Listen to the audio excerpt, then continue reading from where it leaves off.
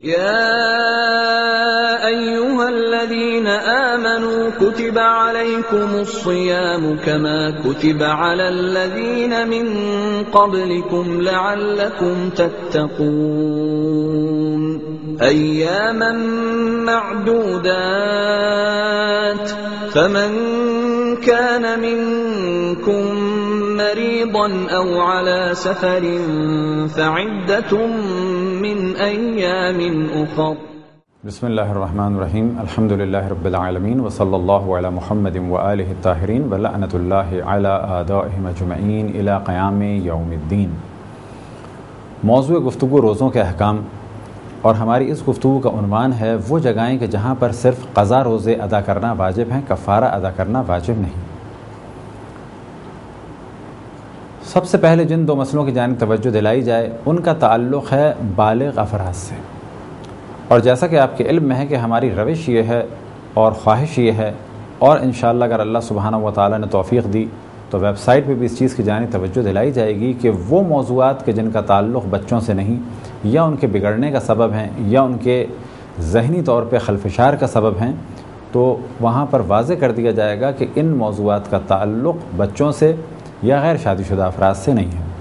اور وہ موضوعات کے جن کا تعلق خصوصاً بالغ لڑکیوں سے ہے ان کو بیان کر دیا جائے گا، وہ موضوعات کے جن کا تعلق خصوصاً بالغ لڑکوں سے ہے انہیں بیان کر دیا جائے گا۔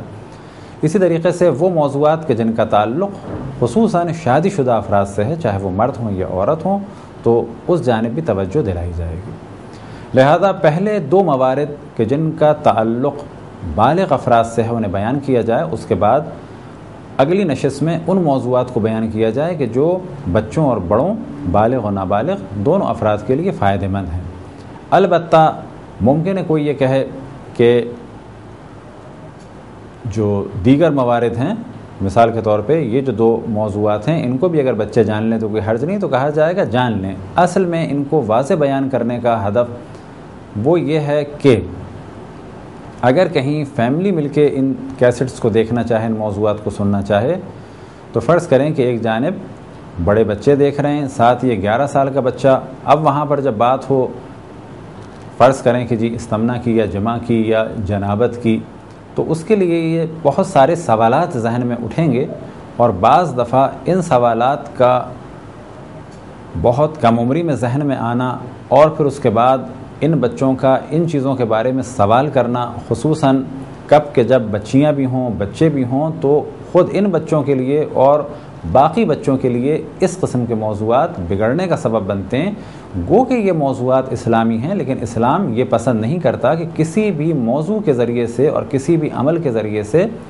معاشرے میں کسی بھی قسم کی گناہ کی جانب رغبت ہو یا بگڑنے کا سبب ہو۔ پہلا مورد کہ جس کا تعلق بالغوں سے ہے وہ یہ کہ اگر کوئی ماہ رمضان میں جنابت میں ہو۔ اب یہاں پر دو مثالوں کے ذریعے سے مسئلے کو واضح کیا جائے۔ فرض کریں کوئی جاگ رہا ہے اور اس پر غسل جنابت واجب ہو گیا اور پھر یہ سو گیا، سونے کے بعد اس کی آنکھ کھلی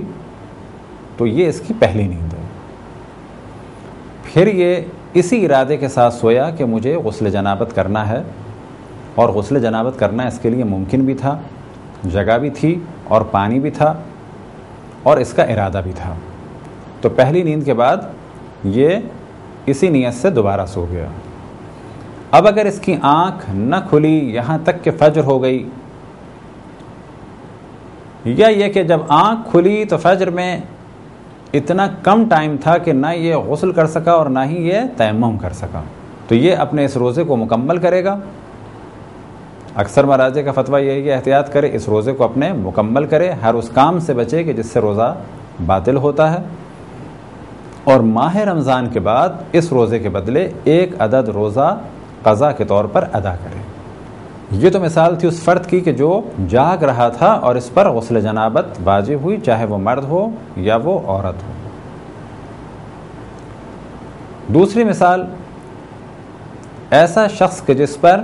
سوتے میں غسل جنابت واجب ہو گیا۔ فرض کریں کہ سوتے میں اسے احتلام ہو گیا،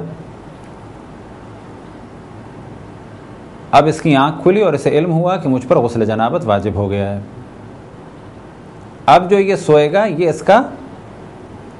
یہ اس کی پہلی نیند ہوگی. لیکن یہ سویا کس نیت سے کہ ابھی کچھ دیر باقی ہے، میں سو بھی سکتا ہوں، اٹھ بھی جاؤں گا، الارم لگایا ہوا ہے، پانی بھی موجود ہے اور اتنی گنجائش ہے کہ میں غسل کر لوں گا. تو یہ سویا، یہ اس کی پہلی نیند. اس کے بعد آنکھ کھلی اور اس کا ارادہ یہی تھا کہ ابھی کچھ دیر باقی ہے اور اچھا خاصا ٹائم باقی ہے کہ میں کھا بھی سکتا ہوں اور غسل بھی کر سکتا ہوں، پھر دوبارہ سو گیا. اب اگر اس کی آنکھ نہ کھلی یہاں تک کہ سحری ہو گئی، یا یہ کہ جب آنکھ کھلی تو اب اس کے پاس نہ غسل کا وقت ہے اور نہ ہی تیمم کا وقت ہے کہ جو غسل کے بدلے کیا جائے، تو ایسا شخص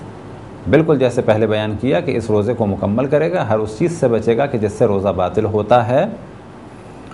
اور ماہ رمضان کے بعد اس روزے کے بدلے 1 عدد روزہ رکھے گا قضا کی نیت سے. کفارہ واجب نہیں ہے. بس پہلا مورد یہ کہ اگر کوئی جنابت کے عالم میں ماہ رمضان میں سو جائے اور دوسری نیند یا تیسری نیند کے بعد بھی اس کی آنکھ نہ کھلے تو اس پر قضا لازم ہے، کفارہ لازم نہیں ہے. دوسری نیند کون سی ہے، تیسری نیند کون سی ہے؟ دونوں مثالوں میں واضح ہو گیا کہ وہ شخص کے جو جاگ رہا تھا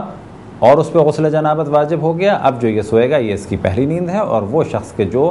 سو رہا تھا اور اس پہ غسل جنابت واجب ہوا، تو جب وہ اٹھے گا